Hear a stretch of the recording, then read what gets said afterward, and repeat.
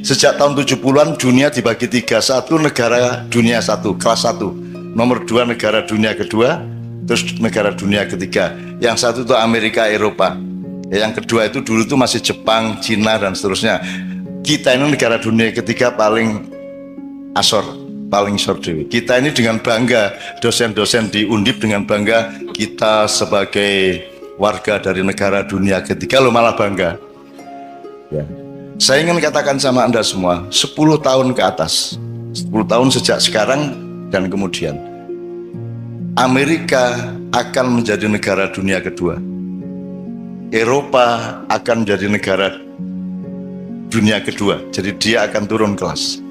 Afrika, Amerika Latin akan tetap menjadi negara dunia ketiga. Tapi Pasifik, negara-negara Asia Pasifik dari Indonesia sampai Cina di utara, ada Thailand, ada Myanmar, ada Kamboja, ada Vietnam, ada semuanya, akan menjadi negara dunia pertama. Dia akan menjadi first world country. Pusat perekonomian dunia akan ada di wilayah Asia Pasifik. Indonesia akan menjadi bagian dari supremasi ekonomi dunia dalam waktu tidak lama lagi. Ning dudu wekmu.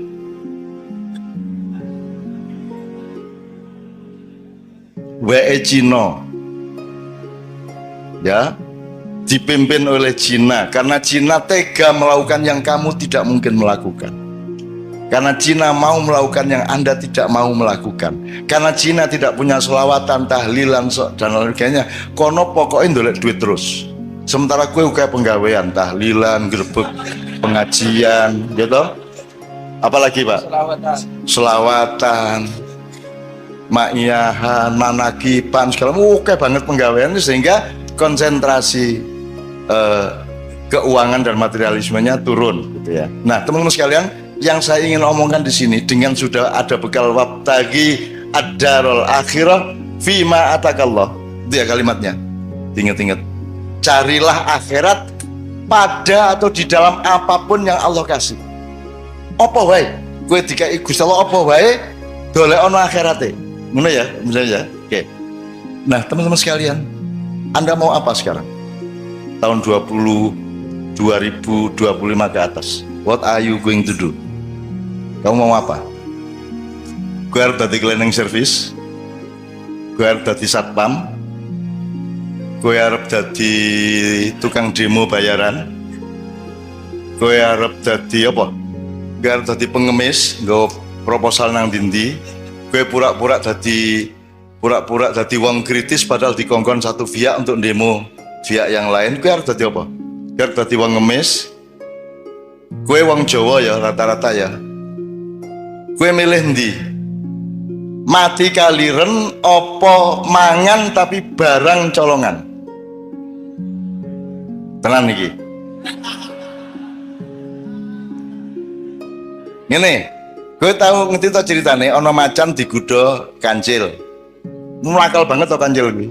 Muangkel macane. Akhirnya diuber mlebu alas kae semak-semak ilang. Akhirnya ana kebo. Boh, ngerti ra ning ndi kancil mang?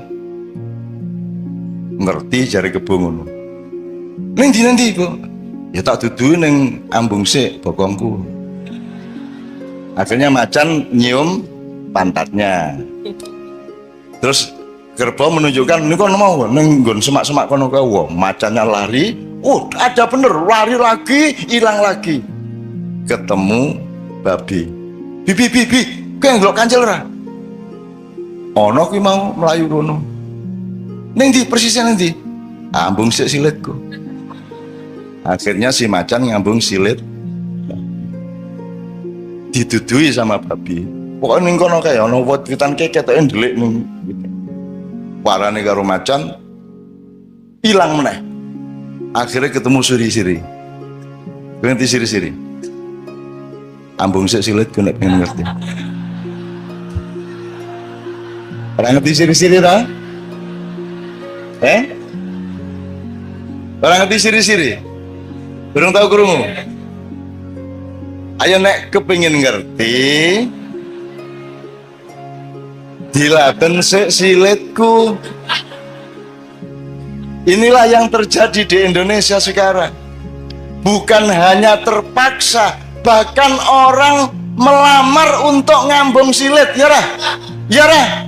Saiki iki ning Indonesia sarjana wong pinter-pinter wong ampuh-ampuh royoan mbuh universitas iki iku royoan untuk ngelamar ndilat silit ben urip, ya ra? Ben iso mangan, ben duwe mobil apik, ben duwe jabatan, ben iso melu ngerampok, ya ra?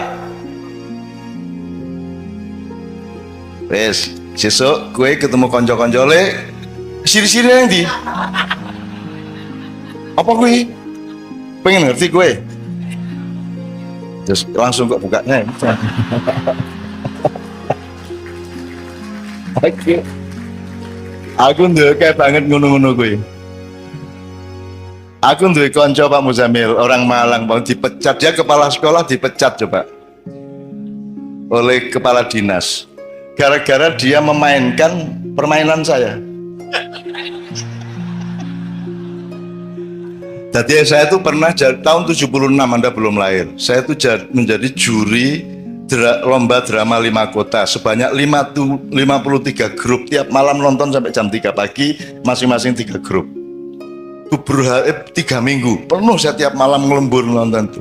Lah kesel tuh Mas, susah aku lah yo iseng-iseng gak hiburan. Jadi kira-kira minggu kedua aku bilang panitia ini saya mau ngomong serius ini.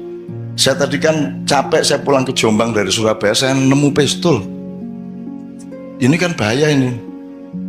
Tapi ini gimana baiknya? Pistolnya saya apakan? Loh, yuk pistolnya. Saya ini tolong dicari dulu, saya apakan ini? Apa saya serahkan polisi, tentara, atau tolong diantar saya nggak mau bawa pistol kemana-mana. Wah, akhirnya mereka rapat Mas, panitia, terus takonang kodim, takonang kapolres segala macam. Wah, pokoknya sampai sore mereka belum bisa jawab. Menjelang maghrib mereka datang. Cak, ini sudah kita cari jalan. Pokoknya nanti petugas-petugas itu akan rombongan ke sini untuk ngambil pistolnya. Dit ya, tenan ya. Gue gelem tak kandhani pistole. Ini ojo rame-rame ya. Ojo sapa ngerti ya. Terus tasku tak jupuk ning jero tas ngene iki. Ngadep rono sing ngadep rono. Terus tak jupuk ngene. Aku ngambal pistol cilik nang kene. Nganggo pulpen iki lho. Iki pistol bajingan asu. Seneng aku urip ora duwe ngono-ngono kayak ngopo kowe iki ya. Kono do ngapusi wong kono. Oke, jadi fatwa saya terakhir, kalau ini boleh disebut fatwa ya, anjuran untuk anak-anakku ya. Anda akan menghadapi dunia yang sangat serius di mana Indonesia akan ikut moncer. Pertanian akan maju tapi bukan milik petani. Petaninya tidak ada yang petani tapi buruh tani. Pemiliknya adalah konglomerat. Semua gedung yang tinggi hanya 1-5% yang bukan milik asing. Semua mesin materialisme, mesin kapitalisme semua milik mereka. Sekarang teman-teman sekalian, Anda mau apa? Mau bunuh mereka? Mau berontak? Kalau sekarang saya mengajak Anda memberontak, harap tahu 2 hal. Satu, kalau kita sekarang melakukan perombakan besar-besaran ke Indonesia seperti 1998 ya, sekarang yang terjadi adalah perang horizontal. Rakyat akan bentur sendiri antara kelompok A dengan kelompok B di kalangan umat Islam sendiri, betul enggak?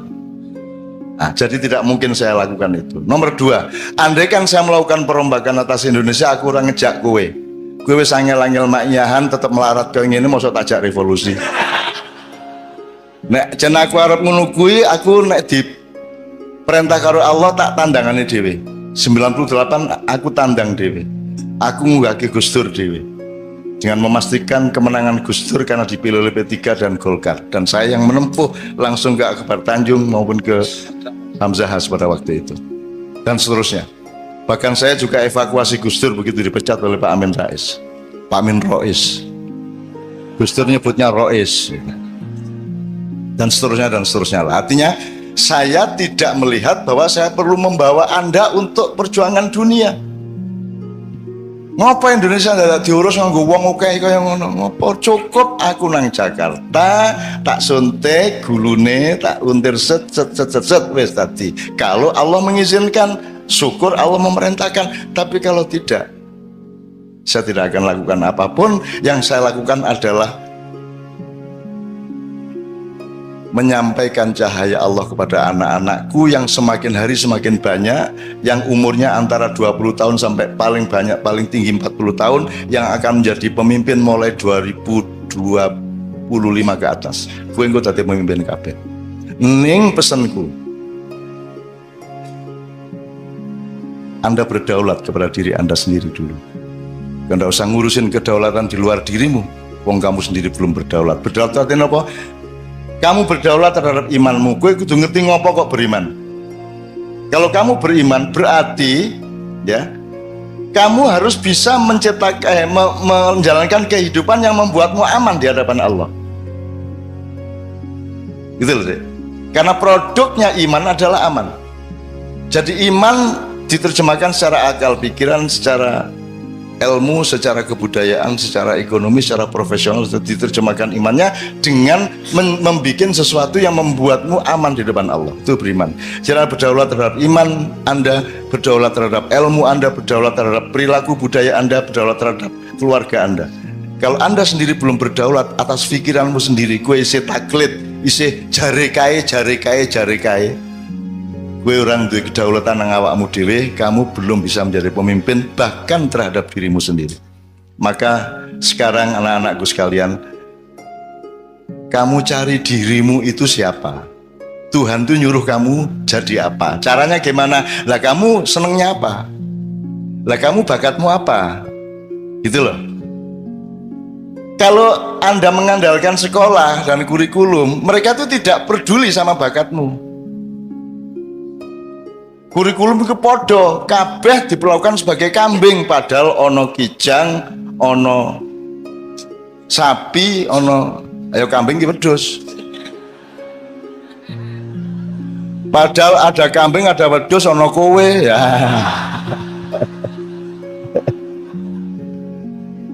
Maksud saya, mencari dirimu sendiri itu maknanya jangan muluk-muluk. Kamu punya kecenderungan apa?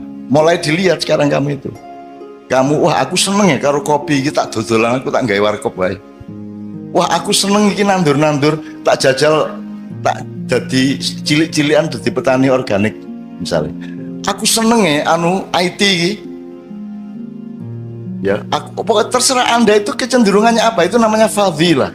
Faddalallahu ba'dun ala ba'din. Temukan dirimu yang Allah konsep. Kalau di sekolah kan sekolah tidak peduli sama Allah dulu kasih apa kepadamu. Kan begitu. Maka kamu sendiri yang harus cari siapa dirimu, kecenderunganmu apa, bakatmu apa, dan carilah bahagia, karena bahagia itu hanya dengan Allah. Jadi kamu mosok kon dosen tapi ngersulo. Aja ngersulo. Kamu temukan nikmatnya akhirat di dalam pekerjaanmu sebagai dosen. Kan begitu. Kamu jangan ngersulo. Kowe ngojek neng karo grundel benasu ngojek aku, aduh.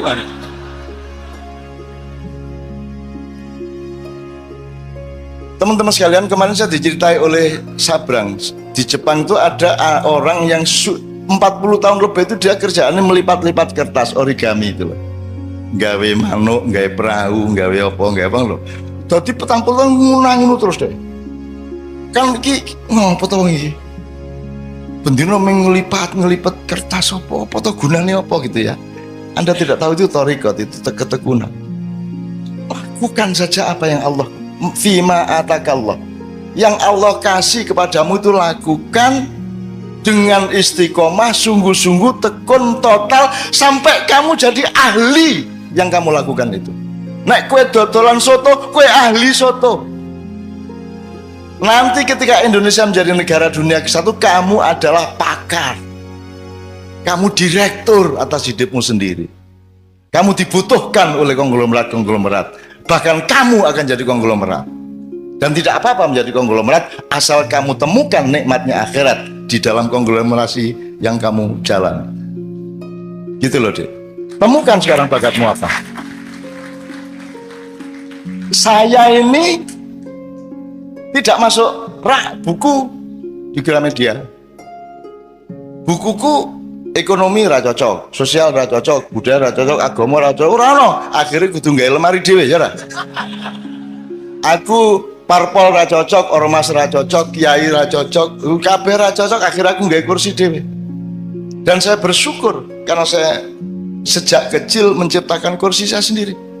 Nyun sewu ya, saya menyembunyikan nasab saya karena saya tidak mau dipuji orang hanya karena saya punya nasab. Sementara kebanyakan tokoh-tokoh Indonesia menikmati nasabnya. Lahir procot, iki wis putune mbah iki, ngono ta?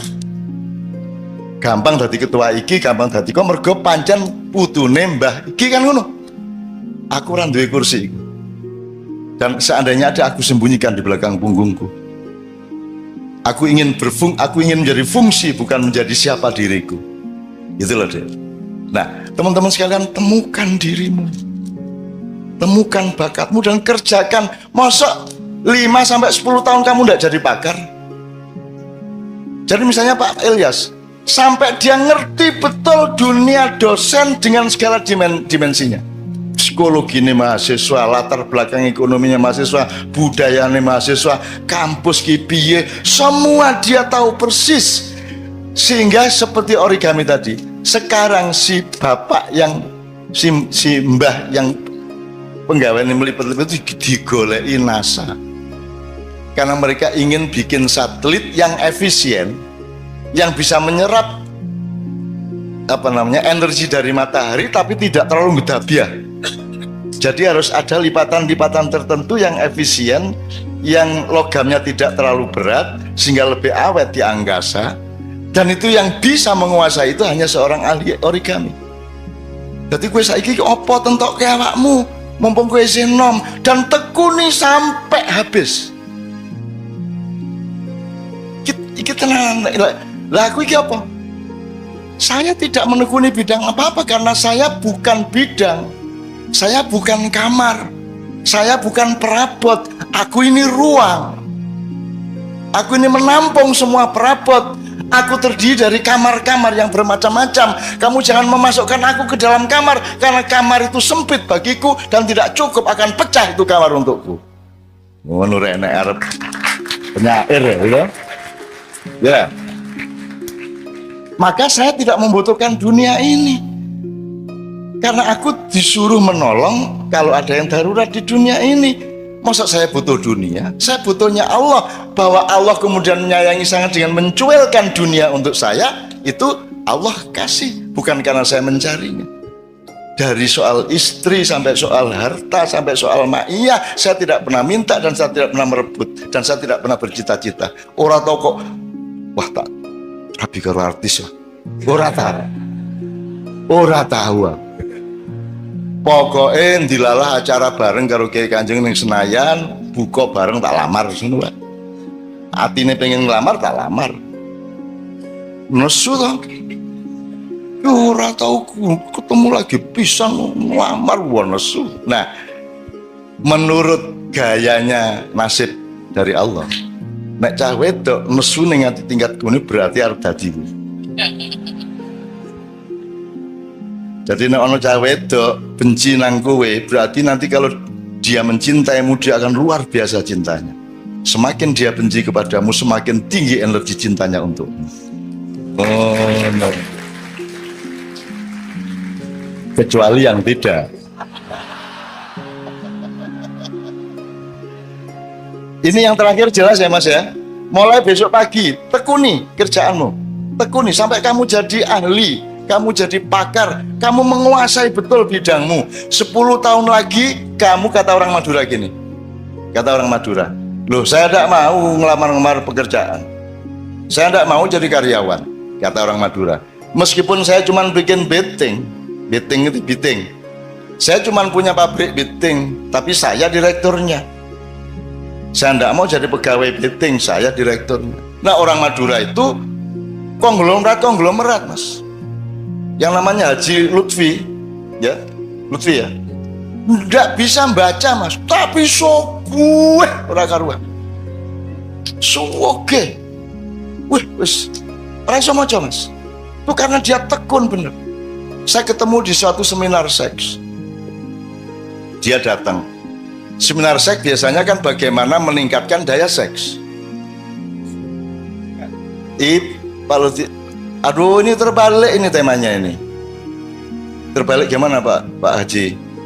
Saya kesini ini untuk supaya saya itu jangan terlalu tinggi saya ini seksnya. Kasihan istri saya itu. Masa saya harus cari yang umur 18 tahun terus? Kan kalau sudah umur 30 tidak kuat dia sama saya. Jadi gimana cara menurunkan seks saya ini kan? Itu deh coba Madura gue. Dan seneng aku orang Madura gitu. Jadi teman sekalian ya, jadi ahli ya, jadi ahli. Aku kira tahu tanggung-tanggung loh. Ngelakoni apa wae tenanan.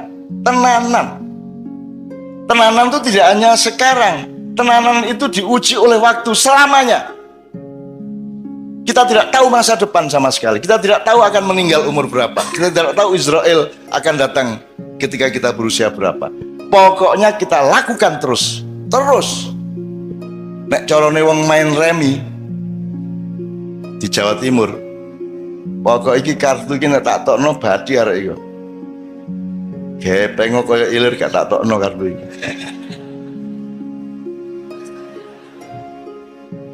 Nek saiki gampang kompromi to Mas.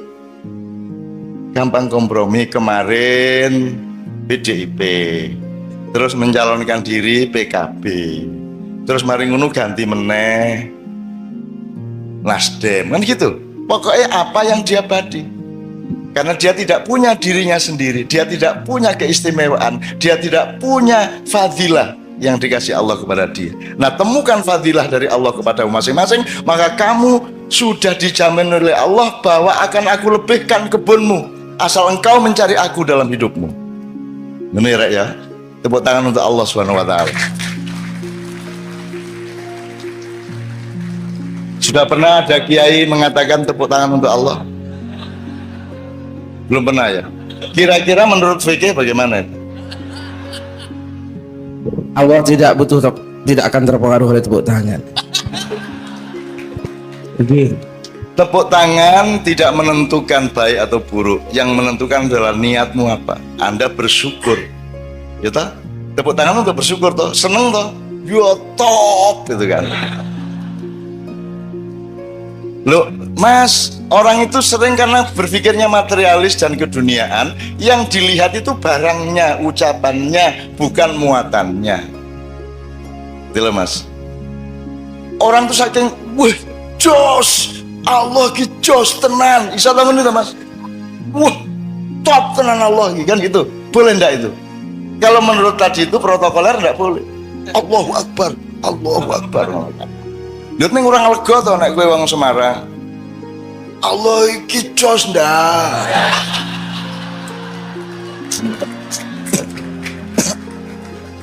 Teman kita Mas Hamim Ahmad dari Gresik, adiknya disunat. Sunat iki macam-macam reaksinya cah cilik. Ono sing aduh, ngono kan. Iki adiknya Hamime ya kurang ajar kaya ngono kae. Disunatnya Gusti Allah matane.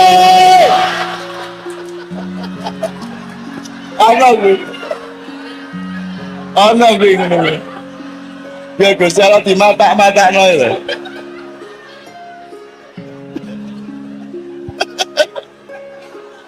Menurut Anda Allah marah enggak? Marah enggak? Lah anak cilik kok. Anak kecil kok. Cok. Gusti Allah matane loro. Aku seneng banget ya. Allah, Masya Allah, indahnya kehidupan. Anda baru bisa menemukan indahnya dunia kalau engkau bertujuan akhirat. Betul enggak? Kalau tujuanmu dunia menjadi remeh, tidak bisa kamu nikmati. Kalau engkau menemukan betapa indahnya ciptaan Allah ini, dunia menjadi indah dan tidak tergantung jumlahnya. Kamu punya uang 50.000 indah, punya uang 1 juta indah, punya uang 10.000 indah. Kalau kamu melihat Allah dan menentukan Allah dan akhirat sebagai tujuan hidupmu. Ini ya, saya kembalikan kepada sekarang beliau nambahinnya soal kebun tadi, Ustaz. Apa monggo, yang kebun tadi. Aduh, ini gimana? Saya nggak bisa meledak-ledak seperti beliau, apalagi meledek. Saya hanya membacakan aja apa yang tadi sudah dibacakan Kiai Zamil. Itu ada ayat lain di surat Hud itu memang mengatakan man kana yuridul hayatad dunya wa zinataha nuwaffi ilaihim a'malahum fiha wa hum fiha la yabkhasun. Barang siapa yang menghendaki kehidupan dunia dan perhiasannya, niscaya kami berikan kepada mereka itu balasan mereka di dunia dengan sempurna, dan Allah tidak akan membuat mereka itu di dunia sama sekali itu rugi. Jadi saya kira hampir sama ya di surat Hud itu. Tadi kan saya hanya kira-kira saja Pak Aima.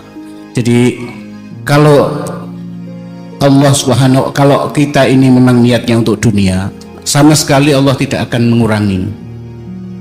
Ya, jadi jenengan kok ora usah salat ning kok memang ahli, ya enggak jadi gitu.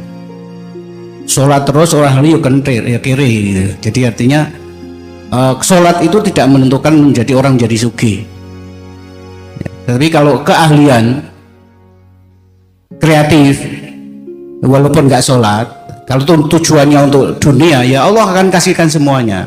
Cuma kemudian pada ayat berikutnya Allah mengatakan adalah ulaikal ladzina laisa lahumul akhirah illan nar. Dia tidak akan dapat apapun sedikit pun di akhirat itu kecuali neraka. Wa habitu ma sana'u fiha wa batulu ma kanu ya'malun. Saya kira itu sekedar membacakan. Selanjutnya tafsir dan penjelasannya adalah Kiai Muzamil dan Mbah Nun.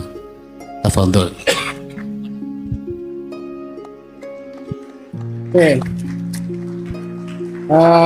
Terima kasih Pak Nur dan ini sesi tanya jawab setelah Mbah Nun dan Kiai Muzamil, Pak Fauzan menjelaskan beberapa hal. Saya buka sesi tanya jawab untuk 3 orang penanya. Silakan maju ke depan. Monggo yang bertanya. Ini ada nih Kang. Sini Mas, rasa rono. 1, Rasa Melayu.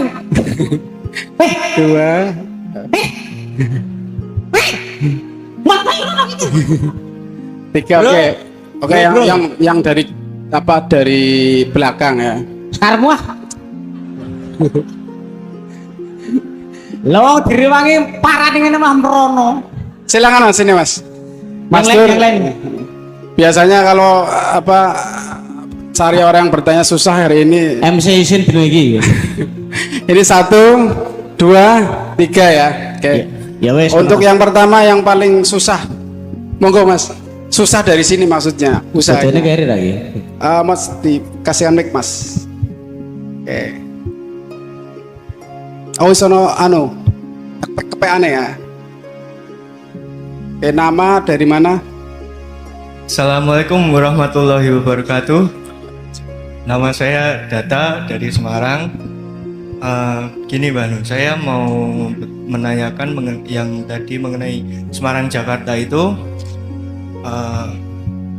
Kan dari Semarang Jakarta itu jalannya, terus ada kendaraannya berupa agama, terus ada petanya juga. Nah sekarang kita juga membutuhkan guide atau pembimbingnya. Nah yang ingin saya tanyakan di sini adalah apakah di setiap zaman ada guru sempurna atau takmil mursyid, dan bagaimana cara kita mengenali bahwa guru sempurna itu adalah benar-benar takmil mursyid yang sejati. Di zaman ketika Nabi Muhammad masih hidup secara jasad, itu zaman itu memang benar-benar membutuhkan Nabi Muhammad secara hidup, secara jasad. Nah di zaman ini kita lebih membutuhkan, saat-saat ini kita memang lebih membutuhkan. Nah untuk ajarannya memang ada, nah kita butuh pembimbing yang menyampaikan ajaran tersebut. Lalu yang kedua, Saya ini mengetahui ada seorang guru rohani yang membimbing untuk ke dalam. Di dalam ajaran itu mengajarkan tidak membunuh hewan. Nah, berkaitan dengan Idul Adha.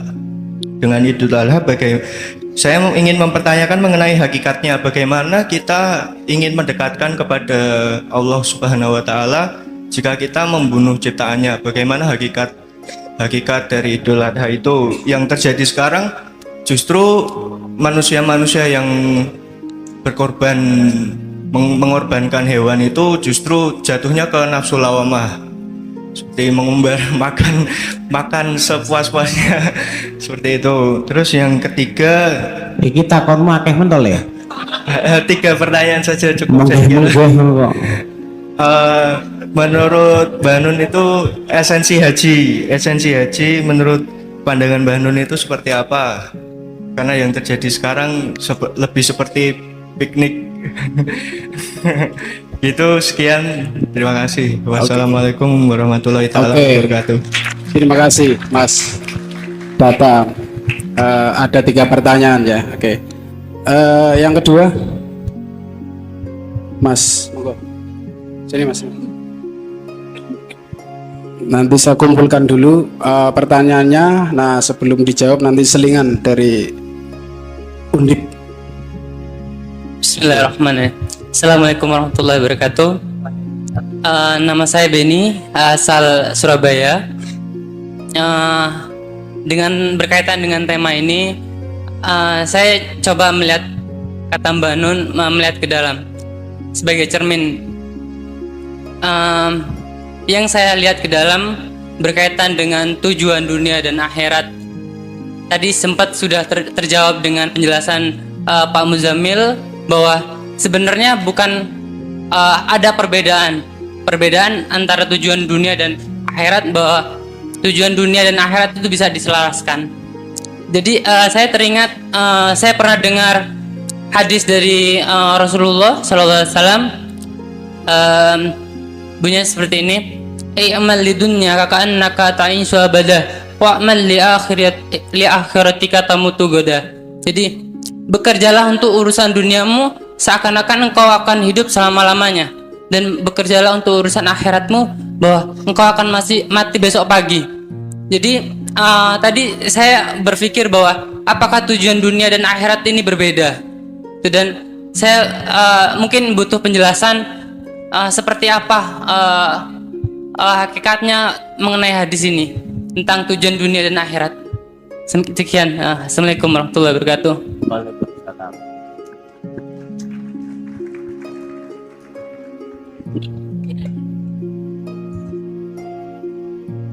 Assalamualaikum warahmatullahi wabarakatuh. Waalaikumsalam. Nama saya Asad Nasiruddin dari Magelang. Sebelum saya memulai bertanya, saya ingin mencoba menjawab pertanyaan Mbah Nun yang tadi 3, yang tujuan hidup, terus apa di sekeliling kita gimana, terus yang terakhir apa? Iki takon menjawab malah bingung iki. Sing pertama tuh, jalannya, yang ketiga jalannya menempuhnya gimana. Yang pertama mungkin analisis saya, yang pertama tujuan hidup saya mungkin bertauhid atau melembutkan pelarutan gumpalan atau identitas diri ke dalam dikembalikan kepada Allah. Kalau yang kedua, yang di sekeliling saya, masyarakatnya, mungkin saya mengamatinya orang berani mati tapi tidak berani hidup. Maksudnya tidak percaya kalau bahwa Allah itu tanggung jawab kepada dia. Mungkin cara saya untuk menumbuh bertauhid mungkin dengan saling mengasihi sesamanya. Dan yang ingin saya tanyakan kepada Mbah Nun, dan Pak Muzamil, mungkin kan tadi Pak Muzamil berkata tentang dunia akhirat dan segala macam. Mungkin kalau pandangan saya ada tiga pandangan, tapi umumnya dua. Ada orang yang menduniakan akhirat, yang kedua mengakhiratkan dunia, dan mungkin yang ketiga itu agak jarang dipakai, yang mendunia akhiratkan kehidupan. Itu yang jarang orang memakai kayak gitu. Dan yang ingin saya tanyakan sama Mbah Nun, seringkali syariat itu dipahami secara aturan, bukan secara ilmu. Seperti puasa, yang ingin saya tanyakan, kenapa saat puasa itu, saat jam 5 misalnya menjelang mau buka itu, kita udah menyiapkan makanan, beli makan gini banyak, tapi di saat udah tiba saatnya maghrib, kita cuma minum 1 teguk aja kok udah kenyang. Itu sebenarnya ada ilmu apa di balik kandungan itu? Matur suwun, Mbah. Wassalamualaikum warahmatullahi wabarakatuh. Waalaikumsalam. Yang soal apa tadi Pak Muzamil, yang soal mursyid Pak Muzamil yang insyaallah akan menjawab. Terima kasih. Ya. Saudara mursyid gitu ya. Bagaimana orang, nah ini masalah problem mursyid ini. Ya. Jadi gini loh, sama dengan sampean kuliah, gitu ya, bikin skripsi, itu kan harus ada pembimbing. Ya. Nah pembimbingnya itu, mursyid itu pembimbing, sama dengan pembimbing. Jadi Pak Ilyas ini mursyid di kampus. Karena dia membimbing mahasiswanya untuk bisa bikin skripsi yang benar dan bermutu, gitu ya. Begitu, bermutu, harus bermutu. Nah, maka syarat seorang mursyid itu, kalau dia mau jadi pembimbing sampai ke Jakarta, yang paling penting dia itu sudah pernah ke Jakarta. Karena kalau ini saya di Semarang saja gak pernah ke Jakarta, saya menjadi guide-nya sampai untuk ke Jakarta, ini saya kan sama dengan ngapusi. Dan dilalahnya di dunia sekarang ini banyak ini masalah problem masalah mursyid ini. Jadi ada yang diharuskan betul ada mursyid, sementara ini orang yang mau dimursyidi ini sebagian besar tidak tahu syarat-syaratnya mursyid, sehingga dia tidak punya pengetahuan apakah mursyidnya ini betul-betul pernah ke Jakarta atau tidak. Ini masalah, sehingga bisa mencari pembimbing yang salah.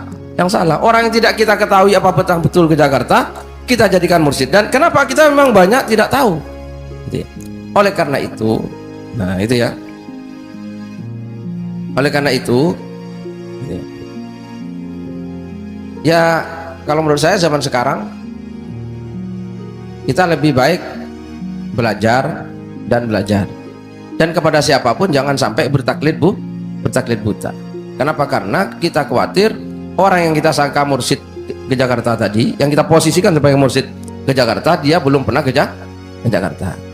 Sama dengan tadi saya mau melayat ke rumahnya Pak Is, saya kan belum pernah ke rumahnya Pak Is. Saya mau melayat, di tengah jalan saya ketemu ada anak, mau kemana Pak? Mau temannya Pak? Oh ikut saya Pak. Nah itu, saya ikuti dari belakang. Nah ternyata sampai di jalan anak ini kesasar loh. Iya gitu saya. Jadi dia dengan percaya diri, ya saya bilang ya naik motor depan saya, tak ikuti gitu. Setelah sampai di jalan ternyata dia turun, tanya sama orang, loh ini bagaimana, katanya tahu kok masih tanya sama orang. Akhirnya saya sampai di rumahnya Pak Is, itu sudah disolatkan, sudah berangkat ke kuburan, gara-gara saya ketemu di tengah jalan sama mursyid yang salah tadi. Ya itu salahnya saya juga, wong saya gak bertanya sampai tahu apa enggak, tak gitu kan sama saya. Dan tidak saya minta bukti kalau dia tahu. Ya akhirnya ya hanya mumpung-mumpung itu tadi. Nah sekarang itu musim seperti itu ya. Jadi mursyid itu gak usah terlalu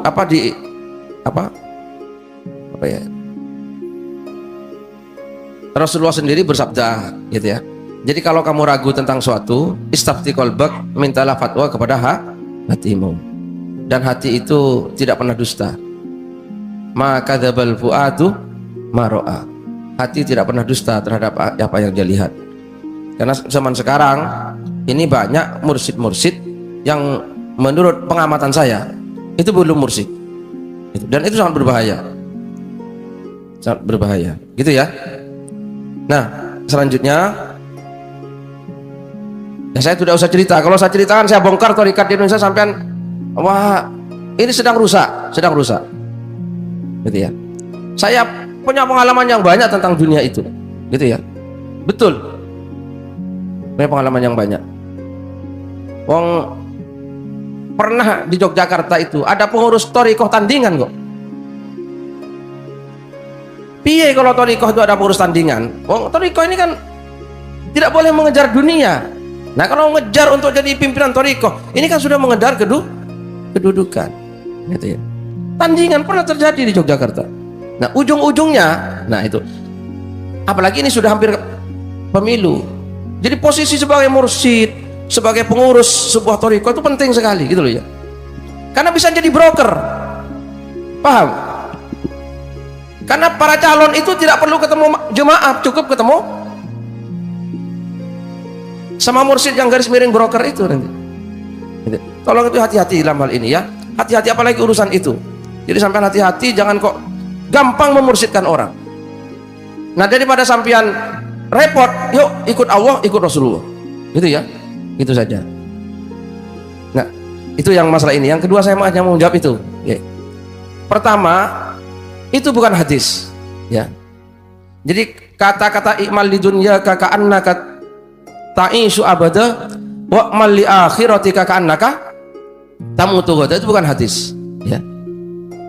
Bukan hadis. Tolong itu dia no. Dan secara apa ini? Prinsip itu tidak benar. Itu ya. Itu harus kita tolak. Carilah dunia seakan-akan kamu mati, tidak akan hidup selamanya. Piye iki? Loh ya kan? Ya tidak gitu dong. Jangan dipecah belah kayak itu. Ini dunia, ini akhirat, itu tidak seperti itu. Ya apa enggak? Itu kan, itu kata-kata itu saya kira dilahirkan oleh sebuah rejim pada masa tertentu, di mana rejim ini ingin memakai ini loh akhirat, ini dunia, ingin memecah belah antara dunia dan akhirat untuk kepentingan kekuasaan. Dan itu bukan hadis, ya. Itu bukan hadis. Dunia dan akhirat itu tidak bisa dipecah belah seperti itu. Sama dengan begini, sampai doa yang umum itu loh. Orang kan, maaf, saya punya pemahaman berbeda. Contoh, Rabbana atina fid dunya hasanah. Itu artinya bagaimana? Coba. Tolong diartikan yang benar. Sama dengan tadi wabtaghi fima atakal darul akhirat itu, orang-orang banyak mengartikan carilah dengan apa, kan dengan, bukan dalam apa. Ya apa enggak? Nah sama, Rabbana atina fid dunya hasanah wa fil akhirati hasanah wa qina ada benar. Itu banyak yang menurut saya ini dianukan sedikit, dibelokkan sedikit. Coba, Rabbana wahai Tuhan kami, atina berikan kepada kami fit dunya, di dunia hasanah, kebaikan. Itu kan terus orang-orang ketika melihat itu orientasinya fit dunya hasanah itu uang, kekayaan, jabatan, gitu ya. Ya apa enggak? Istri bagi laki-laki, suami bagi perempuan, dan seterusnya. Iya kan? Maka kalau Pak Ilyas ini besok kepilih jadi bupati misalnya Semarang, naudzubillah min dzalik, gitu ya. Ya kan? Maka orang datang, wah sampean sudah dapat fid dunya hasanah. Gitu ya. Tinggal fil akhirati hasanahnya. Nah kan gitu jadinya. Jadi orang kan memecah belah seperti itu. Jadi tadi itu dianggap fid dunya hasanah. Padahal yang benar kan tidak seperti itu. Jabatan itu, Pak Ilyas, bisa fid dunya hasanah, bisa tidak. Ya apa enggak? Hasanah itu kan kebaikan. Jabatan bupatinya Pak Ilyas itu disebut kebaikan di dunia. Itu kalau membawa kebaikan di akhirat. Kalau bukan, ini azab di dunia, musibah di dunia, keburukan di dunia. kan enggak, pokoknya kalau orang dapat uang ini fid dunya hasanah ini. Belum tentu. Uang itu bisa kebaikan di dunia, bisa keburukan di dunia. Dan kalau kebaikan dunia, pasti kebaikan di akhirat. Gak mungkin gak membawa kebaikan di akhirat. Karena kalau tidak membawa kebaikan di akhirat, itu bukan fid dunya hasanah namanya, Rek. Itu sayyi'ah fid dunya. Keburukan di, paham nggak? Nggak paham ya sama Sultan nggak ini? Apa? Jangan dipilah-pilah. Paham nggak ya? Orang kan pandangan kalau dapat uang ini fid dunya, itu nggak benar. Uang itu ada dua kemungkinan. Hasanah itu kebaikan, bukan kenikmatan loh. Baik itu nilai, bukan barang, bukan materi. Hasanah itu artinya kebaikan. Baik itu apa? Nilai. Barang yang sama bisa punya nilai baik, bisa punya nilai buruk. Sampai punya bojo ayu, oh ini bentuknya hasanah deh. Belum tentu. Jangan kayak orang Madura. Benar ya? Orang Madura punya istri dua, terus kedua-duanya dibawa naik haji. Selama di Mekah itu kan selalu doanya tawab, Rabbana atina fid dunya hasanah gitu terus. Nah satu istrinya ya, yang tua namanya Fatimah, yang muda namanya Hasanah. Jika setiap doa Rabbana atina fid dunya hasanah wa fil akhirati hasanah wa tawab itu, lama-lama yang tua marah, nggak sabar. Mas apa? Katanya sampean mau adil. Iya. Kenapa yang disebut-sebut kok istri yang muda terus? Mana? Lo doanya kok hasanah terus? Saya kok gak disebut-sebut? Karena saya sudah tua ya. Gitu. Akhirnya orang Madura pintar ya, sudah kalau begitu. Mari berdoa. Rabbana atina fid dunya hasanah wa fil akhirati Fatimah.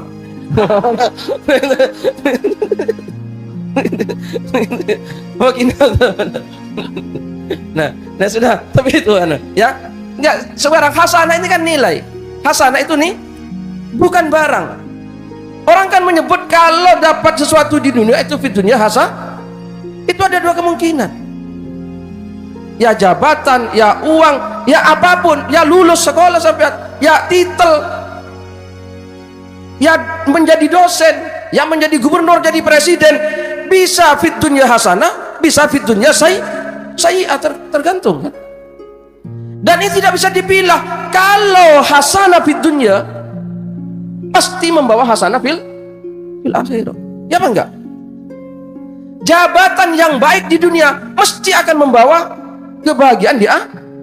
Kalau jabatan itu tidak membawa keselamatan di akhirat, berarti ini fid dunya sayyi'ah, keburukan di dunia. Nah gitu loh, tidak bisa dipisah seperti itu. Itu ya, bisa dipahami nggak ini kira-kira? Sampean punya motor baru, ini bisa fid dunya hasanah, bisa fid dunya sayyi'ah, gitu loh ya. Tergantung dengan motornya sampean ini lebih banyak kemana.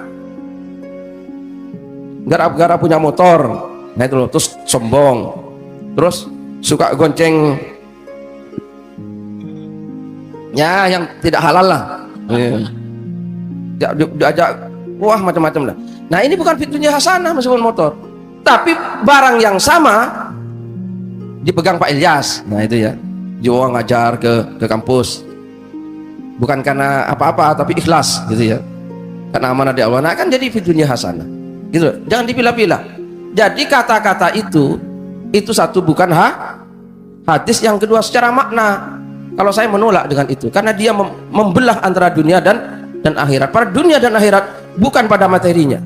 Itu ya, bukan pada materinya. Terima kasih. Sejak tahun 70-an dunia dibagi tiga. Satu negara dunia satu, kelas 1. Nomor 2 negara dunia kedua, terus negara dunia ketiga. Yang satu itu Amerika, Eropa. Yang kedua itu dulu itu masih Jepang, Cina dan seterusnya. Kita ini negara dunia ketiga paling asor, paling sordewi. Kita ini dengan bangga, dosen-dosen di Undip dengan bangga kita sebagai warga dari negara dunia ketiga, lo malah bangga. Ya. Saya ingin katakan sama Anda semua, 10 tahun ke atas, 10 tahun sejak sekarang dan kemudian, Amerika akan menjadi negara dunia kedua. Eropa akan menjadi negara dunia kedua, jadi dia akan turun kelas. Afrika, Amerika Latin akan tetap menjadi negara dunia ketiga. Tapi Pasifik, negara-negara Asia Pasifik dari Indonesia sampai Cina di utara, ada Thailand, ada Myanmar, ada Kamboja, ada Vietnam, ada semuanya, akan menjadi negara dunia pertama. Dia akan menjadi first world country. Pusat perekonomian dunia akan ada di wilayah Asia Pasifik. Indonesia akan menjadi bagian dari supremasi ekonomi dunia dalam waktu tidak lama lagi. Ning dudu wekmu.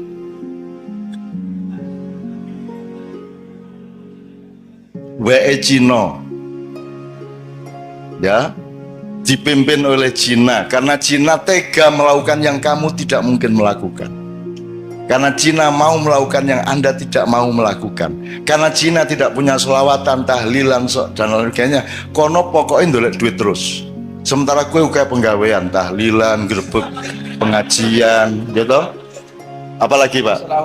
Selawatan, ma'iyahan, manakipan, segala oke banget penggawean, sehingga konsentrasi keuangan dan materialismenya turun, gitu ya. Nah, teman-teman sekalian, yang saya ingin omongkan di sini, dengan sudah ada bekal wabtagi ad-darul akhirah fima atakallah, itu ya kalimatnya.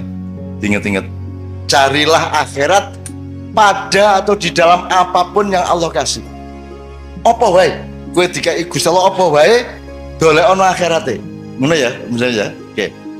Nah, teman-teman sekalian, Anda mau apa sekarang? Tahun 2025 ke atas. What are you going to do? Kamu mau apa? Gue harus jadi cleaning service, gue harus jadi satpam, gue harus jadi tukang demo bayaran, gue harus jadi apa? Gue harus jadi pengemis, gue proposal nang dindi, gue pura-pura jadi wong kritis padahal dikongkon satu pihak untuk demo pihak yang lain. Gue harus jadi apa? Gue harus jadi wong ngemis. Gue wong Jawa ya rata-rata ya. Gue milih ndi? Mati kaliren opo mangan tapi barang colongan. Tenan iki. Ngene, gue tahu ngerti tau ceritane, ono macan digodha kancil. Muangkel banget tau kancil kuwi. Muangkel macane, akhirnya diuber mlebu alas kae semak-semak ilang.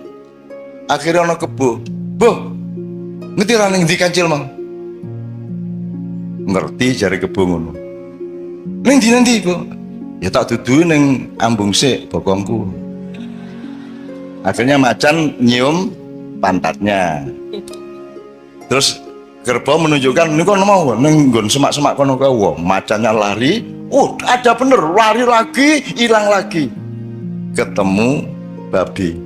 Bibi, kowe ndelok kancil ora? Ono kuwi mau melayu rono. Ning ndi persisnya ning ndi? Ambung sik silitku. Akhirnya si macan ngambung silit. Didudui sama babi. Pokoknya ning kono kae ono wit-witan ketoke ndelik ning warane karo macan hilang meneh. Akhirnya ketemu siri-siri. Ngerti siri-siri? Ambung sik silit gue nek pengen ngerti. Orang ngerti siri-siri ta? Orang ngerti siri-siri? Belum tahu krungu? Ayo nek kepengin ngerti, diladen sik silitku. Inilah yang terjadi di Indonesia sekarang. Bukan hanya terpaksa, bahkan orang melamar untuk ngambung silit, ya Rah? Ya Rah? Saiki iki ning Indonesia, sarjana-sarjana, wong pinter-pinter, wong ampuh-ampuh, royoan mbuh universitas iki universitas iku royoan untuk ngelamar ndilat silit ben urip. Ya Rah? Ben iso mangan, ben duwe mobil apik, ben duwe jabatan, ben iso melu ngerampok, ya Rah? Wes, sesuk kowe ketemu kanca-kancane siri-siri nang ndi? Apa kuwi? Pengen ngerti kowe? Terus langsung kok bukanya.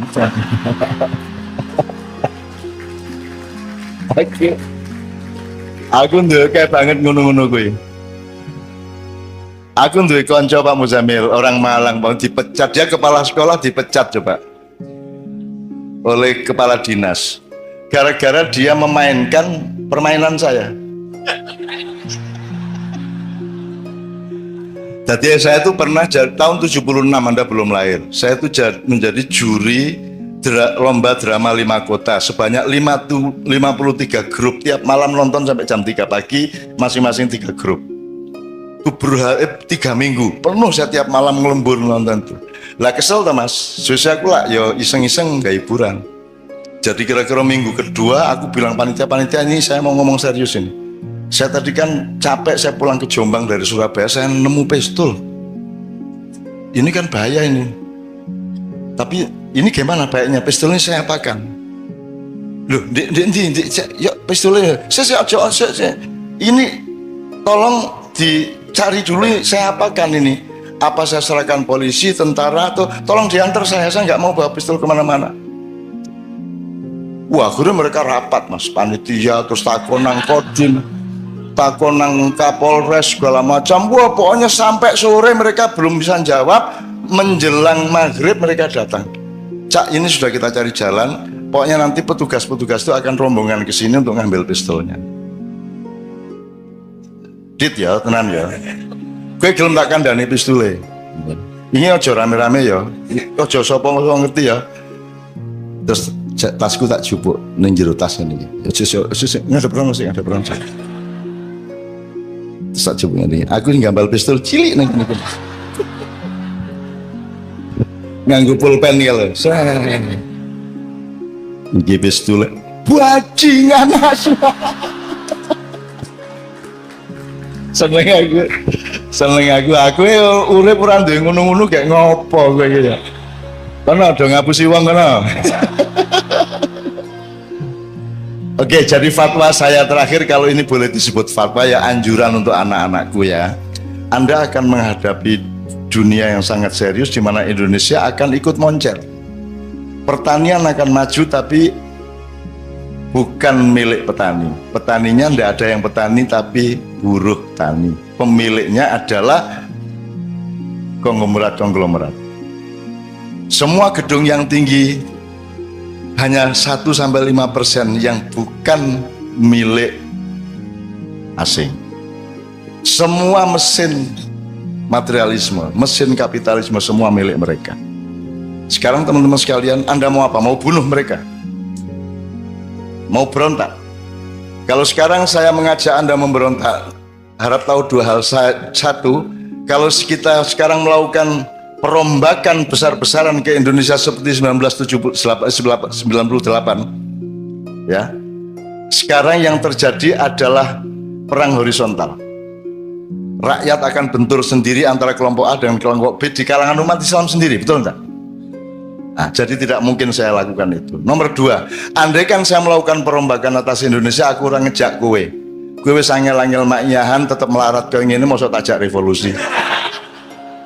Nek jen aku arep ngono kuwi, aku nek di perintah karo Allah tak tandangane dhewe.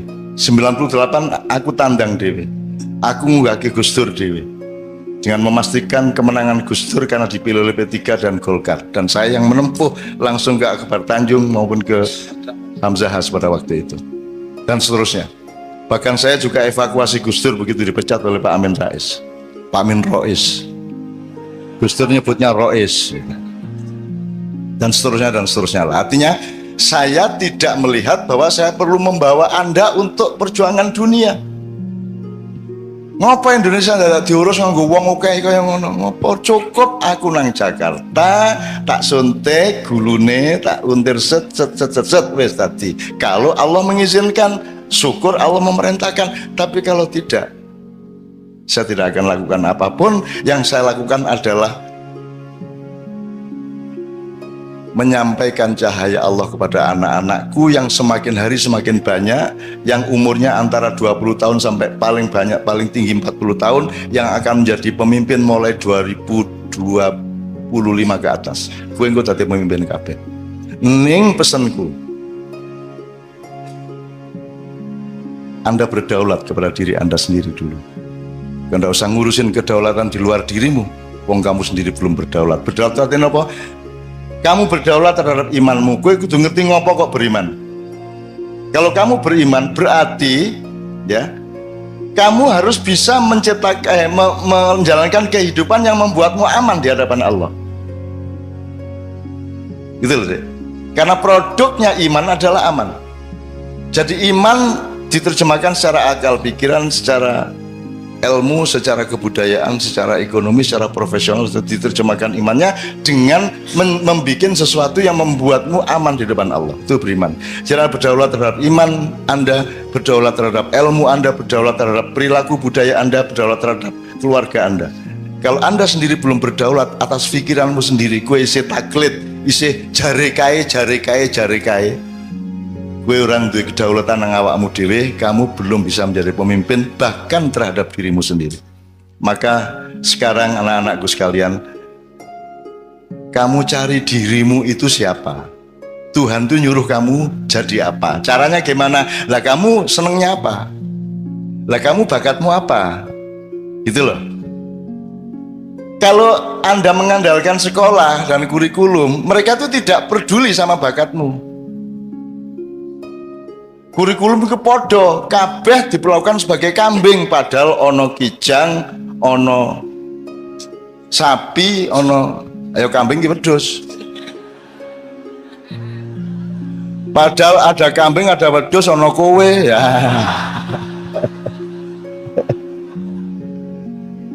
Maksud saya, mencari dirimu sendiri itu maknanya jangan muluk-muluk. Kamu punya kecenderungan apa? Mulai dilihat sekarang kamu itu. Kamu, wah aku seneng ya karo kopi iki tak dodolan, aku tak gawe warkop wae. Wah aku seneng iki nandur-nandur, tak jajal, tak jadi cilik-cilikan jadi petani organik misalnya. Aku seneng ya anu IT iki. Ya, aku pokoknya terserah Anda itu kecenderungannya apa, itu namanya fadhilah. Fadzalallahu ba'dun ala ba'din. Temukan dirimu yang Allah konsep.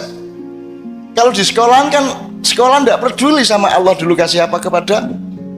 Kan begitu.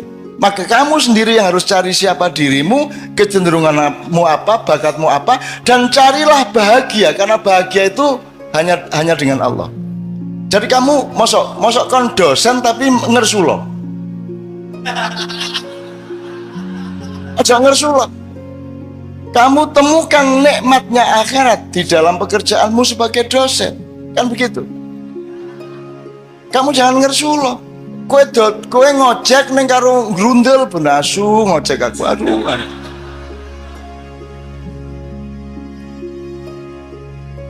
Teman-teman sekalian, kemarin saya diceritai oleh Sabrang. Di Jepang itu ada orang yang 40 tahun lebih itu dia kerjaannya melipat-lipat kertas origami itu loh. Gawe manuk, gawe perahu, gawe apa loh. Dadi petang-petang ngono terus deh. Kan iki ngopo to wong iki? Bendino ngelipet kertas apa to gunane apa gitu ya. Anda tidak tahu itu thariqat, itu ketekunan. Lakukan saja apa yang Allah fima atakallah. Yang Allah kasih kepadamu itu lakukan dengan istiqomah, sungguh-sungguh, tekun total sampai kamu jadi ahli yang kamu lakukan itu. Nek kue dodolan soto, kue ahli soto. Nanti ketika Indonesia menjadi negara dunia ke-1, kamu adalah pakar. Kamu direktur atas hidupmu sendiri. Kamu dibutuhkan oleh konglomerat. Bahkan kamu akan jadi konglomerat. Dan tidak apa-apa menjadi konglomerat asal kamu temukan nikmatnya akhirat di dalam konglomerasi yang kamu jalan. Gitu loh, Dik. Temukan sekarang bakatmu apa. Saya ini tidak masuk rak buku di Gramedia. Bukuku ekonomi ra cocok, sosial ra cocok, budaya ra cocok, agama ra cocok, ora ono. Akhirnya kudu gawe lemari dhewe ya ra. Aku parpol ra cocok, ormas ra cocok, kiai ra cocok, kabeh ra cocok, akhirnya aku gawe kursi dhewe. Dan saya bersyukur karena saya sejak kecil menciptakan kursi saya sendiri. Nyun sewu ya, saya menyembunyikan nasab saya. Karena saya tidak mau dipuji orang hanya karena saya punya nasab. Sementara kebanyakan tokoh-tokoh Indonesia menikmati nasabnya. Lahir procot, iki wis putune mbah iki, ngono ta? gampang dadi ketua iki, gampang dadi kok mergo pancen putune mbah iki kan ngono. Aku ora duwe kursi. Dan seandainya ada, aku sembunyikan di belakang punggungku. Aku ingin menjadi fungsi, bukan menjadi siapa diriku. Itu loh, Dek. Nah, teman-teman sekalian, temukan dirimu. Temukan bakatmu dan kerjakan. Masa 5-10 tahun kamu tidak jadi pakar? Jadi misalnya Pak Ilyas, sampai dia ngerti betul dunia dosen dengan segala dimensinya. Psikologi ini mahasiswa, latar belakang ekonominya mahasiswa, budayanya mahasiswa, kampus kipiye, semua dia tahu persis. Sehingga seperti origami tadi, sekarang si bapak yang si mbah yang penggawean melipet-lipet itu digoleki NASA, karena mereka ingin bikin satelit yang efisien, yang bisa menyerap energi dari matahari tapi tidak terlalu gedabiah. Jadi harus ada lipatan-lipatan tertentu yang efisien, yang logamnya tidak terlalu berat sehingga lebih awet di angkasa. Dan itu yang bisa menguasai itu hanya seorang ahli origami. Jadi gue saiki opo tentok ke awakmu, mumpung gue nom, dan tekuni sampai habis. Iki tenan lah, aku iki apa? Saya tidak menekuni bidang apa-apa karena saya bukan bidang, saya bukan kamar, saya bukan perabot. Aku ini ruang, aku ini menampung semua perabot. Aku terdiri dari kamar-kamar yang bermacam-macam. Kamu jangan memasukkan aku ke dalam kamar, karena kamar itu sempit bagiku dan tidak cukup, akan pecah itu kamar untukku. Ngono rek nek arep penyair ya. Ya. Maka saya tidak membutuhkan dunia ini, karena aku disuruh menolong kalau ada yang darurat di dunia ini. Masa saya butuh dunia? Saya butuhnya Allah. Bahwa Allah kemudian menyayangi sangat dengan mencuelkan dunia untuk saya, itu Allah kasih, bukan karena saya mencarinya. Dari soal istri sampai soal harta sampai soal ma'iyah, saya tidak pernah minta dan saya tidak pernah merebut dan saya tidak pernah bercita-cita. Orang tahu kok, wah tak rapi karo artis lah. Orang tahu. Pokoknya dilalah acara bareng karo Kiai Kanjeng ning Senayan, buka bareng tak lamar ngono wae. Atine pengen ngelamar tak lamar. Nesu to. Ora tau ketemu lagi pisan ngelamar nesu. Nah, menurut gayanya nasib dari Allah, nek cah wedok nesu ning ati tingkat kene berarti arep dadi. Jadi nek ono cah wedok benci nang kowe, berarti nanti kalau dia mencintaimu, dia akan luar biasa cintanya. Semakin dia benci kepadamu, semakin tinggi energi cintanya untukmu. Oh no. Kecuali yang tidak. Ini yang terakhir jelas ya Mas ya. Mulai besok pagi tekuni kerjaanmu, tekuni sampai kamu jadi ahli, kamu jadi pakar, kamu menguasai betul bidangmu. 10 tahun lagi kamu kata orang Madura gini, kata orang Madura, loh saya tidak mau ngelamar-ngelamar pekerjaan, saya tidak mau jadi karyawan, kata orang Madura. Meskipun saya cuma bikin beting itu beting, saya cuma punya pabrik beting, tapi saya direkturnya. Saya tidak mau jadi pegawai beting, saya direkturnya. Nah orang Madura itu konglomerat Mas, yang namanya Haji Lutfi ya, Lutfi ya, nggak bisa baca Mas, tapi sogue ora karuan, soge, wis ora iso maca Mas. Itu karena dia tekun bener. Saya ketemu di suatu seminar seks, dia datang. Seminar seks biasanya kan bagaimana meningkatkan daya seks. Aduh ini terbalik ini temanya ini. Terbalik gimana Pak Haji? Saya kesini ini untuk supaya saya itu jangan terlalu tinggi saya ini seksnya. Kasihan istri saya itu. Masa saya harus cari yang umur 18 tahun terus? Kan kalau sudah umur 30 tidak kuat dia sama saya. Jadi gimana cara menurunkan seks saya ini kan? Itu deh coba Madura gue. Dan seneng aku orang Madura gitu. Jadi teman sekalian ya, jadi ahli ya, jadi ahli. Aku kira tahu tanggung-tanggung loh, Rek. Ngelakoni apa wae tenanan. Tenanan itu tidak hanya sekarang. Tenanan itu diuji oleh waktu selamanya. Kita tidak tahu masa depan sama sekali. Kita tidak tahu akan meninggal umur berapa. Kita tidak tahu Israel akan datang ketika kita berusia berapa. Pokoknya kita lakukan terus. Nek corone wong main remi di Jawa Timur, pokok iki kartu iki nek tak tokno badi arek iku. Gepeng kaya ilir gak tak tokno kartu iki.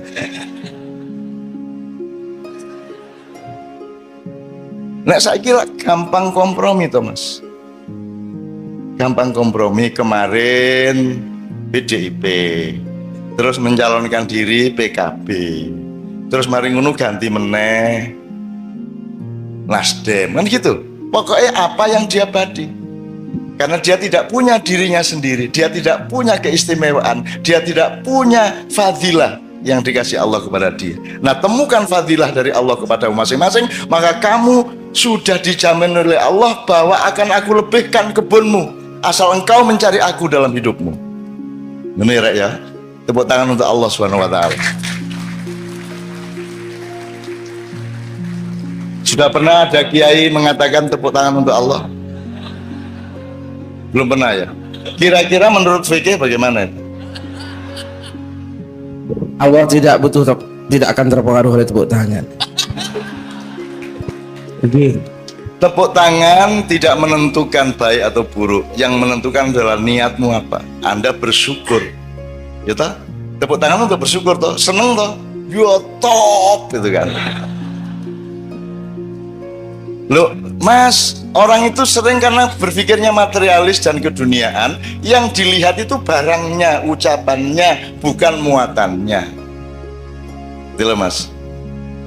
Orang tuh saking, wah, jos, Allah ki jos tenan, bisa tahu itu, Mas. Wah, top tenan Allah ki, kan gitu. Boleh enggak itu? Kalau menurut tadi itu protokoler enggak boleh. Allahu Akbar, Allahu Akbar. Lihat nih orang lega tau nek kowe wong Semarang. Allah iki jos ndak.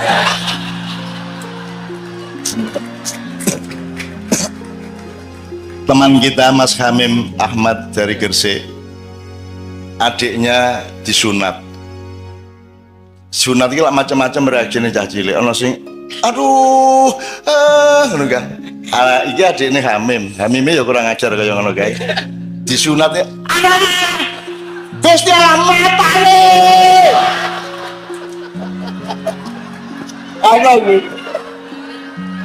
Ana gue ngono. Ya Gusti Allah di mata-matakno itu.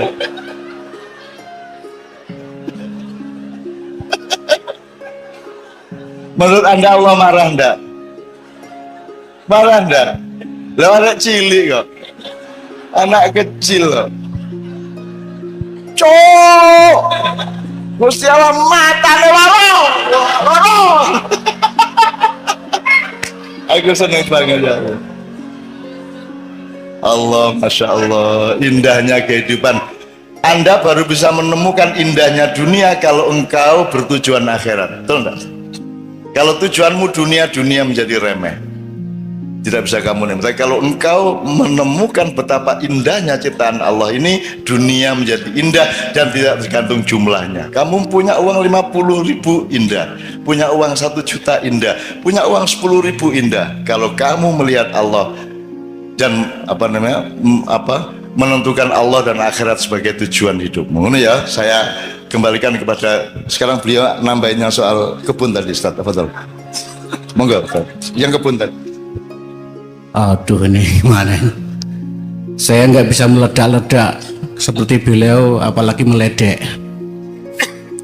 Saya hanya membacakan aja apa yang tadi sudah dibacakan Kiai Zamil. Itu ada ayat lain di surat Hud itu memang mengatakan man kana yuridul hayatad dunya wa zinataha nuwaffi ilaihim a'malahum fiha wa hum fiha la yabkhasun. Barang siapa yang menghendaki kehidupan dunia dan perhiasannya, niscaya kami berikan kepada mereka itu balasan mereka di dunia dengan sempurna dan Allah tidak akan membuat mereka itu di dunia sama sekali itu rugi. Jadi saya kira hampir sama ya di surat Hud itu. Tadi kan saya hanya kira-kira saja Pak Aima. Jadi kalau Allah Subhanahu, kalau kita ini memang niatnya untuk dunia, sama sekali Allah tidak akan mengurangi. Ya, jadi jenengan kok ora usah salat ning kok apa namanya memang ahli, ya enggak jadi gitu. Salat terus orang ahli ya kentir ya kiri gitu. Jadi artinya salat itu tidak menentukan menjadi orang jadi sugih. Tapi kalau keahlian kreatif walaupun nggak sholat, kalau tujuannya untuk dunia ya Allah akan kasihkan semuanya. Cuma kemudian pada ayat berikutnya Allah mengatakan adalah ulaikal ladzina laisa lahumul akhirah illan nar. Dia tidak akan dapat apapun sedikit pun di akhirat itu kecuali neraka. Wa habitu ma sana'u fiha wa batulu ma kanu ya'malun. Saya kira itu sekedar membacakan, selanjutnya tafsir dan penjelasannya adalah Kiai Muzamil dan Mbah Nun. Tafadhol. Oke. Terima kasih Pak Nur dan ini sesi tanya jawab setelah Mbah Nun dan Kiai Muzamil, Pak Fauzan menjelaskan beberapa hal. Saya buka sesi tanya jawab untuk 3 orang penanya. Silakan maju ke depan. Monggo yang bertanya. Ini ada nih Kang. Sini we Mas, rasa sarung no. 1, Rasa melayu. 2,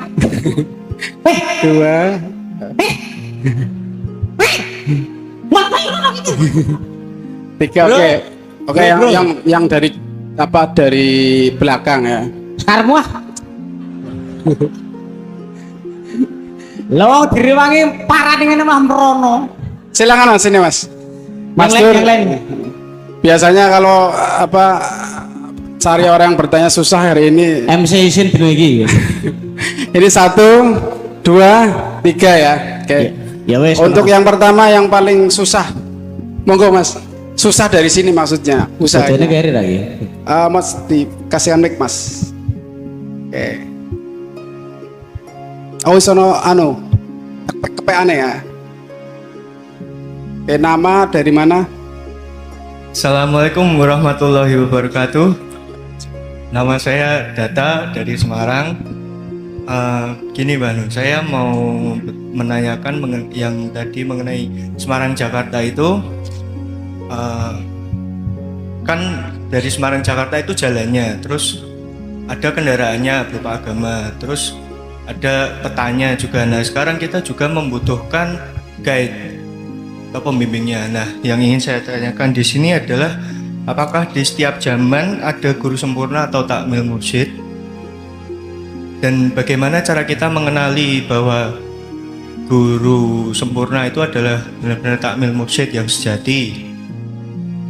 Di zaman ketika Nabi Muhammad masih hidup secara jasad, itu zaman itu memang benar-benar membutuhkan Nabi Muhammad secara hidup, secara jasad. Nah, di zaman ini kita lebih membutuhkan. Saat-saat ini kita memang lebih membutuhkan. Nah, untuk ajarannya memang ada. Nah, kita butuh pembimbing yang menyampaikan ajaran tersebut.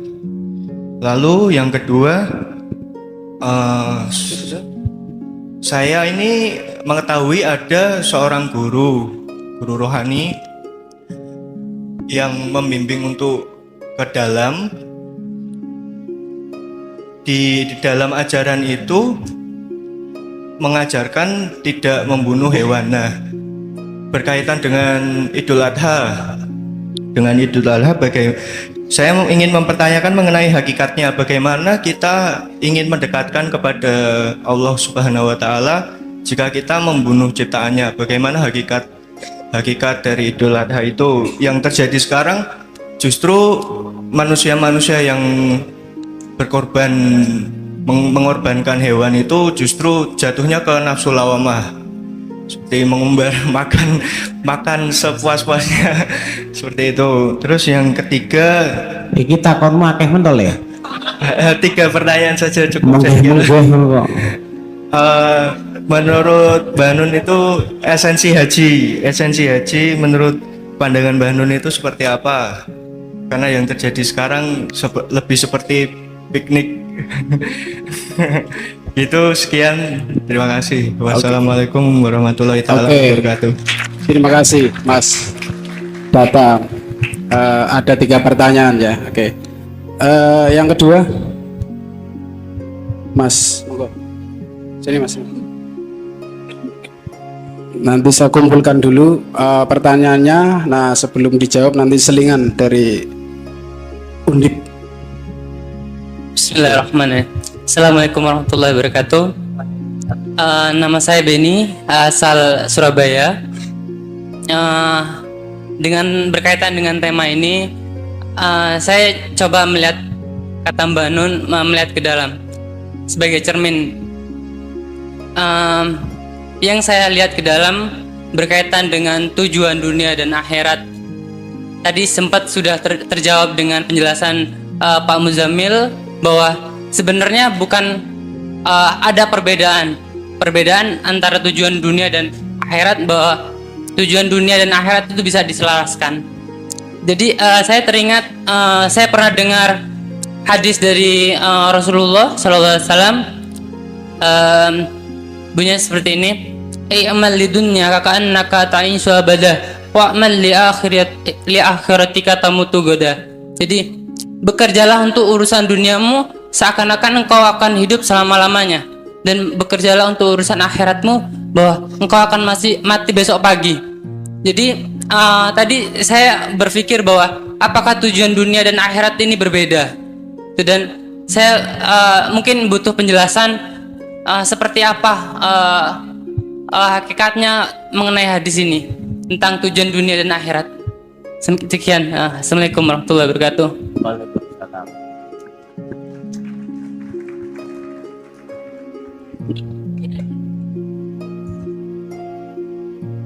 Assalamualaikum warahmatullahi wabarakatuh. Waalaikumsalam. Nama saya Asad Nasiruddin dari Magelang. Sebelum saya memulai bertanya, saya ingin mencoba menjawab pertanyaan Mbah Nun yang tadi 3, yang tujuan hidup, terus apa di sekeliling kita gimana, terus yang terakhir apa? Bagi takon menjawab malah bingung iki.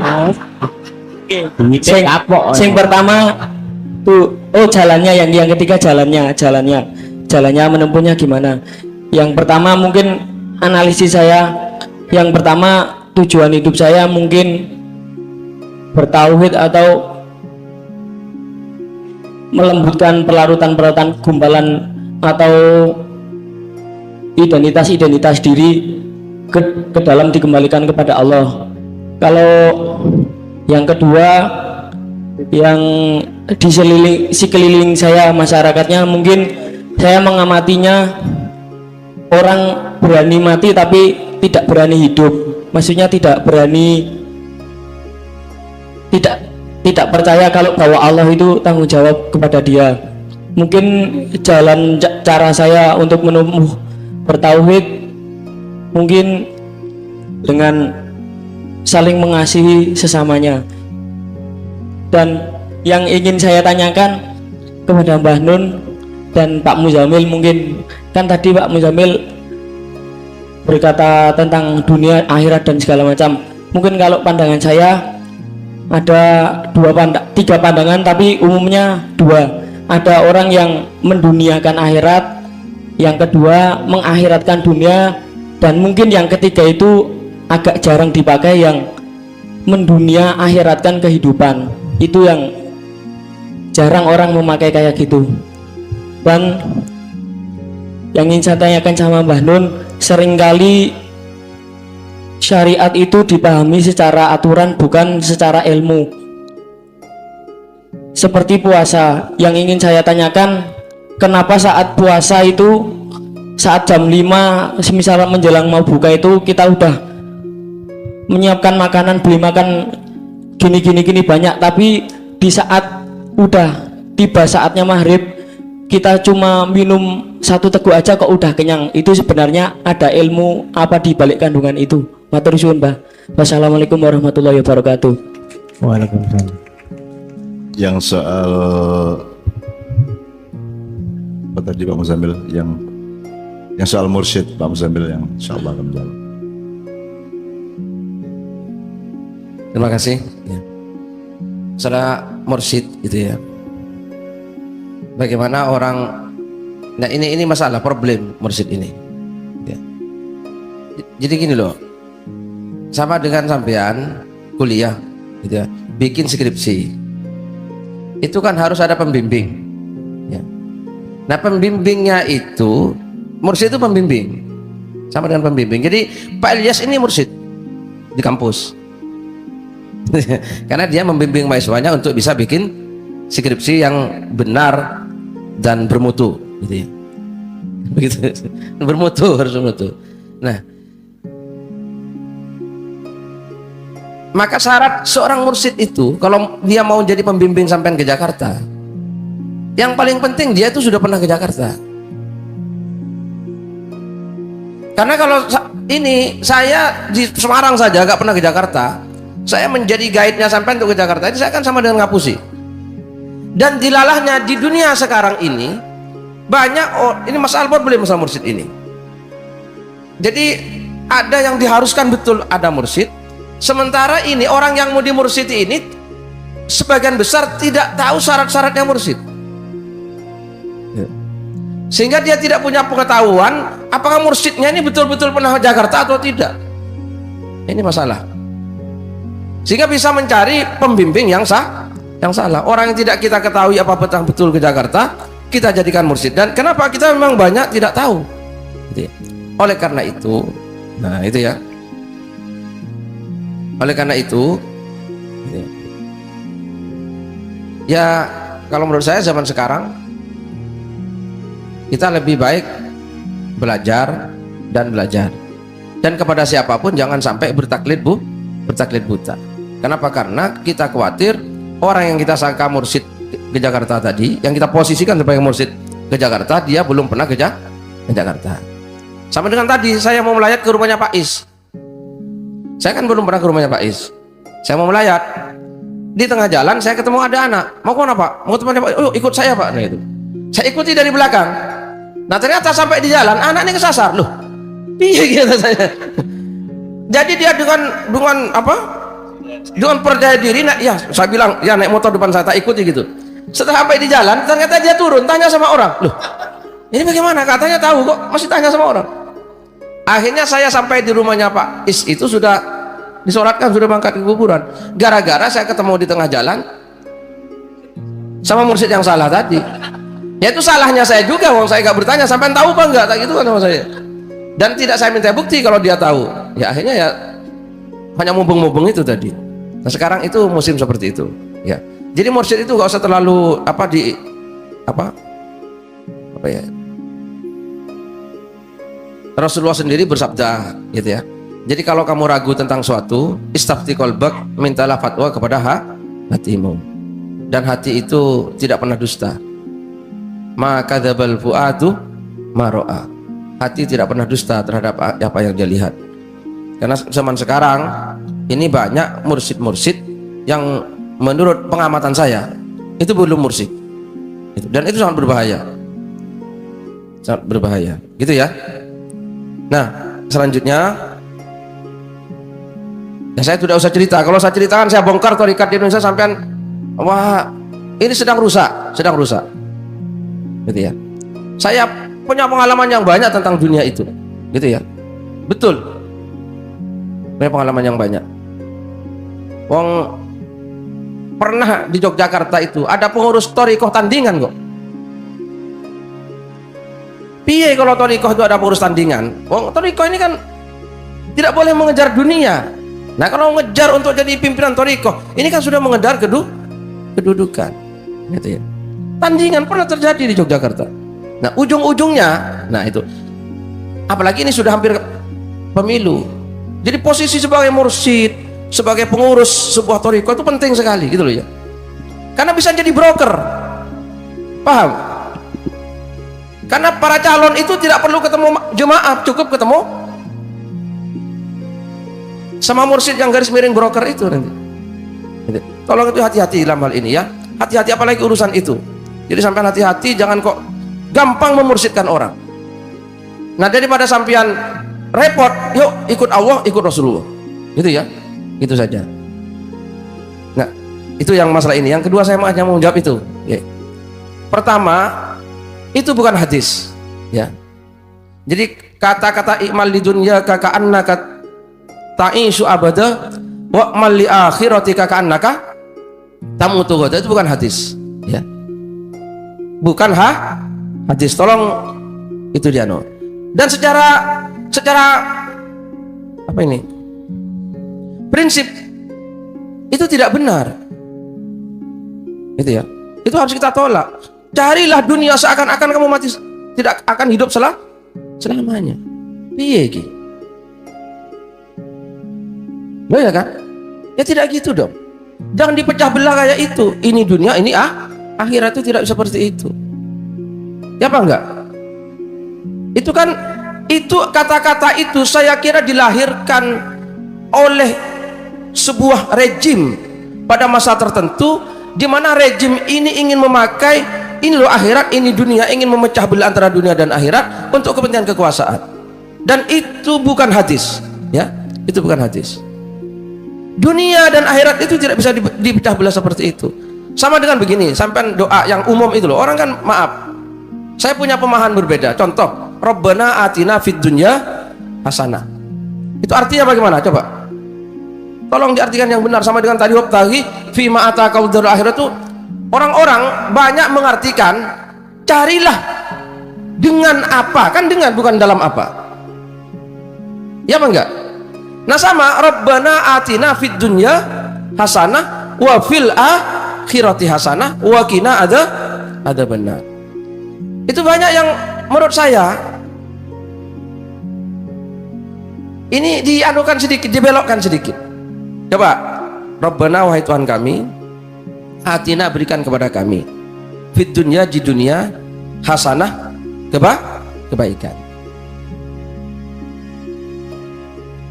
Itu kan terus orang-orang ketika melihat itu orientasinya fid dunya hasanah itu uang, kekayaan, jabatan, gitu ya. Ya apa enggak? Istri bagi laki-laki, suami bagi perempuan, dan seterusnya. Iya kan? Maka kalau Pak Ilyas ini besok kepilih jadi bupati misalnya Semarang, naudzubillah min dzalik, gitu ya. Ya kan? Maka orang datang, wah sampean sudah dapat fid dunya hasanah. Gitu ya. Tinggal fil akhirati hasanahnya. Nah kan gitu jadinya. Jadi orang kan memecah belah seperti itu. Jadi tadi itu dianggap fid dunya hasanah. Padahal yang benar kan tidak seperti itu. Jabatan itu, Pak Ilyas, bisa fid dunya hasanah, bisa tidak. Ya apa enggak? Hasanah itu kan kebaikan. Jabatan bupatinya Pak Ilyas itu disebut kebaikan di dunia, itu kalau membawa kebaikan di akhirat. Kalau bukan, ini azab di dunia, musibah di dunia, keburukan di dunia. Orang kan enggak azab, pokoknya kalau orang dapat uang ini fid dunya hasanah ini. Belum tentu. Uang itu bisa kebaikan di dunia, bisa keburukan di dunia. Dan kalau kebaikan dunia, pasti kebaikan di akhirat. Gak mungkin gak membawa kebaikan di akhirat. Karena kalau tidak membawa kebaikan di akhirat, itu bukan fid dunya hasanah namanya, Rek. Itu sayyi'ah fid dunya, keburukan di, paham gak? Enggak paham yang sama sudah enggak ini? Apa? Jangan dipilah-pilah. Paham gak ya? Orang kan pandangan kalau dapat uang ini fid dunya, itu gak benar. Uang itu ada dua kemungkinan. Hasanah itu kebaikan, bukan kenikmatan loh. Baik itu nilai, bukan barang, bukan materi. Hasanah itu artinya kebaikan. Baik itu apa? Nilai. Barang yang sama bisa punya nilai baik, bisa punya nilai buruk. Sampean punya bojo ayu, oh ini fit dunia hasanah deh, belum tentu. Jangan kayak orang Madura. Benar ya? Orang Madura punya istri 2, terus kedua-duanya dibawa naik haji. Selama di Mekah itu kan selalu doanya tawab, Rabbana atina fid dunya hasanah gitu terus. Nah satu istrinya ya, yang tua namanya Fatimah, yang muda namanya Hasanah. Jika setiap doa Rabbana atina fid dunya hasanah wa fil akhirati hasanah wa tawab itu, lama-lama yang tua marah, nggak sabar. Mas apa? Katanya sampean mau adil. Iya. Kenapa yang disebut-sebut kok istri yang muda terus? Mana? Lo doanya kok hasanah terus? Saya kok nggak disebut-sebut? Karena saya sudah tua ya. Gitu. Akhirnya orang Madura pinter ya, sudah kalau begitu. Mari berdoa. Rabbana atina fid dunya hasanah wa fil akhirati Fatimah.